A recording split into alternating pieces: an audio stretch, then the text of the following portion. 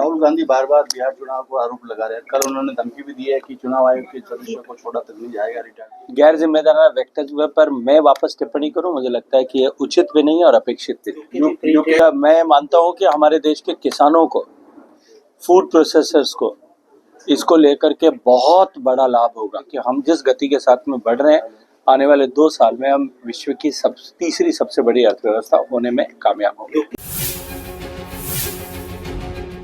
भगवान बुद्ध के परिनिर्वाण के बाद में उनकी अस्थियों को 8 हिस्सों में विभक्त किया गया था।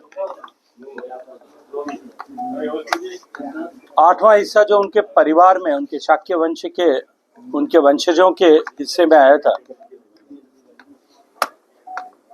उसको उन्होंने कपिलवस्तु के पिपरवाह में एक पत्थर के बक्से में जमीन में रखा था।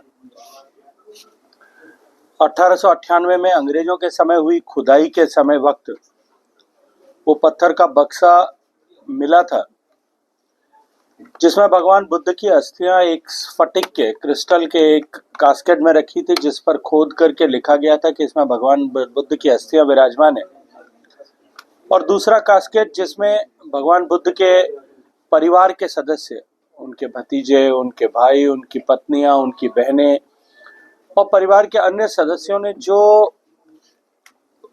उनके लिए जो समर्पित अपनी प्रिय वस्तुएं की थी, वो भी उसके साथ में रखी गई थी। लेकिन अंग्रेजों ने अस्थियों को स्वयं सियाम के राजा को दिया और भारत की ये संपदा, इसका एक बड़ा हिस्सा इसके खोजकर्ता विलियम प्रेपे को, जो खोज करने वाला था, उसे दे दिया था। तब से लेकर के ये संपत्ति, भगवान बुद्ध के ये रेलिक्स जो हैं, उस परिवार के पास में थे, जो बाद में अमेरिका शिफ्ट हो गया था। अप्रैल के अंत में संज्ञान में आया कि उन्होंने सॉथबीज, एक दुनिया का जो सबसे बड़ा ऑक्शन हाउस है, उसके माध्यम से उसको बिक्री के लिए ऐसे नामित किया है। माननीय प्रधानमंत्री जी के मार्गदर्शन में हमने उस पर प्रयास किया, उस ऑक्शन को रुकवाया। भारत सरकार उसे लेना चाहता है, अधिग्रहित करना चाहता है, ऐसा संदेश उन्हें दिया। और बाद में मुझे अत्यंत प्रसन्नता है कि 127 साल बाद भारत की वो संपत्ति लौट करके भारत में फिर आई। भगवान बुद्ध केवल हम सब लोगों के लिए आस्था का विषय मात्र ही नहीं, जो बौद्ध धर्म के अनुयायी हैं उनके लिए, अभी तो इस देश के सभी जाति, धर्म, मत, संप्रदाय का पालन करने वाले लोगों के लिए भी भगवान बुद्ध उतने ही महत्वपूर्ण है, उतने ही बड़ी आस्था का विषय है। भगवान बुद्ध भारत की संस्कृति का एक बहुत बड़ा हिस्सा, और भारत की संस्कृति जो भारत से निकल करके बाहर प्रकीर्तित हुई, उसका मूल तत्व है। तो भारत, भगवान बुद्ध के अवशेषों का, स्मृति अवशेषों का इस तरह से भारत लौट करके आना निश्चित रूप से अत्यंत महत्वपूर्ण तो है ही, लेकिन साथ साथ में जिस तरह से इसे लाया गया, माननीय मोदी जी के नेतृत्व में जिस तरह से इसको ड्राइव किया गया, कोई कल्पना नहीं कर सकता था कि इतने कम समय में, और इसमें जो पब्लिक प्राइवेट पार्टनरशिप का नया मॉडल क्रिएट किया, मुझे लगता है कि आने वाले समय में ये भारत की ऐसी विरासत जो कहीं भारत से बाहर ले जाई गई वैध तरीके से, अवैध तरीके से, उन सबको भारत के में वापस लौटने की दिशा में एक नए मार्ग को प्रशस्त करेगा। ये न्यायालय का फैसला है और इसको स्पष्ट हो गया है कि किस तरह से झूठे केसेस बना करके, किस तरह से व्यवस्थाओं का सहारा लेकर के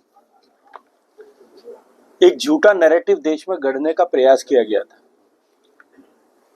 लेकिन कांग्रेस पार्टी और विपक्ष का ये चरित्र सभी लोग जानते हैं।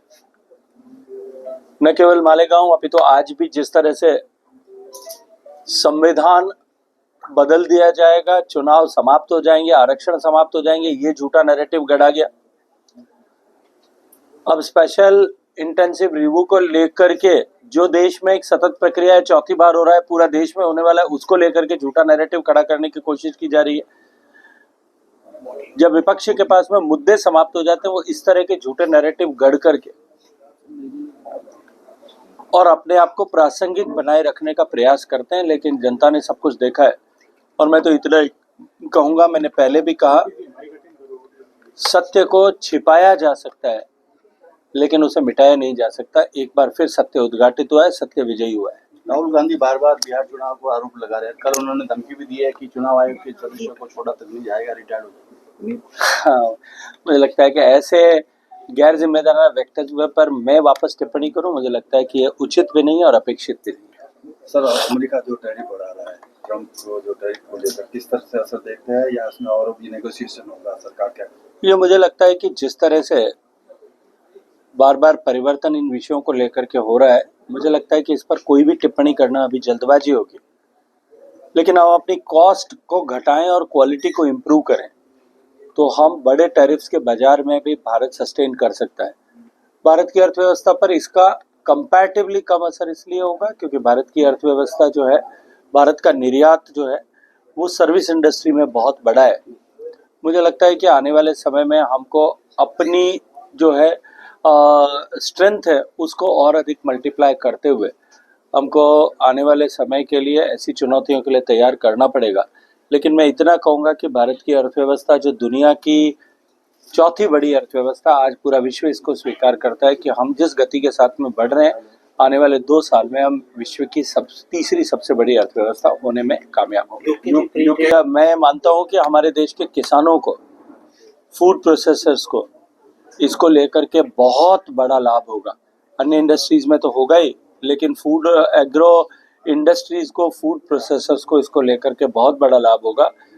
और आने वाले समय में एक नया होराइजन जो है इंडिया के एग्रो प्रोसेसिंग इंडस्ट्री के लिए और पोटेंशियल के लिए खुलने वाला है। Thank you sir, thank you.